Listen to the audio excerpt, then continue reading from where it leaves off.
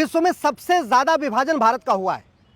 पूरे विश्व में सबसे ज्यादा नरसंहार हिंदुओं का हुआ है और पूरे विश्व में सबसे ज्यादा धर्मांतरण हिंदुओं का हुआ है। मैं सबसे ज्यादा विभाजन इसलिए कह रहा हूं, पिछले 2500 साल में 25 विभाजन हुआ है, 25 नए देश बने हैं भारत से निकल के।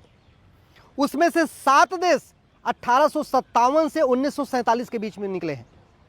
1857 जब मंगल पांडे जी ने प्रथम क्रांति किया था, उसके बाद से 7 देश भारत में से अलग हुए हैं। अफगानिस्तान बना है, पाकिस्तान बना है, बांग्लादेश बना है, म्यांमार बना है, भूटान बना है, श्रीलंका बना है।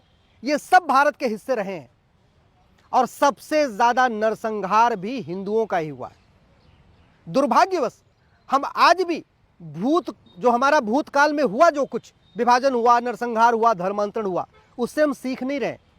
और अगर हम भूतकाल से नहीं सीखेंगे, वर्तमान में उसके अनुसार नीतियां नहीं बनाएंगे, तो भविष्य में फिर नरसंहार होगा, फिर विभाजन होगा और फिर भारत बटेगा। आज की डेट में 1000 बेटियां प्रतिदिन का शिकार हो रही हैं। 1000। उसमें बहुत सारी ऐसी हैं जो कन्वर्ट हो जाती हैं और बहुत सारी ऐसी भी हैं जिनको मार भी दिया जाता है। प्रतिदिन 10,000 हिंदुओं का धर्मांतरण हो रहा है। पूरब से पश्चिम, उत्तर से दक्षिण मिला लीजिए। साम दाम दंड भेद द्वारा, झूठ बोल के, धोखा दे के, स्कूल में एडमिशन का लालच दे के, हॉस्पिटल में इलाज कराने का लालच दे के, चमत्कार दिखा के प्रतिदिन 10,000 हिंदुओं का धर्मांतरण हो रहा है। मेरी पीआईएल सुप्रीम कोर्ट में चल रही है, जिसमें मैंने 2017 में आंकड़ों के साथ कहा था कि 5 करोड़ घुसपैठी आ चुके हैं। अब तो इनकी संख्या 6 करोड़ से ज्यादा हो चुकी है। तो बहुत बड़ा एक जो डेमोग्राफी में बदलाव आ रहा है, वो लव के साथ साथ घुसपैठ कारण आ रहा है। इसलिए मैं बार बार कहता हूं, अगर हम घटेंगे तो हम कटेंगे, और पहले कट चुके हैं, पहले घट चुके हैं। 2500 साल में 25 बार विभाजन हुआ। 1857 से लेकर 1947 में 7 बार विभाजन हुआ।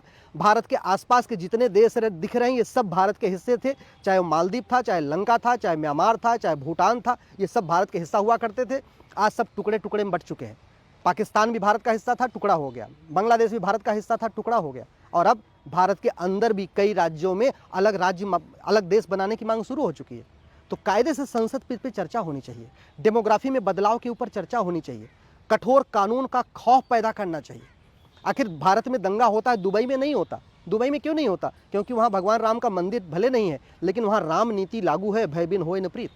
दुबई में दंगा इसलिए नहीं होता, वहां भगवान कृष्ण का मंदिर भले नहीं है, लेकिन कृष्ण नीति वहां लागू है, सठे साठ्यम समाचरित।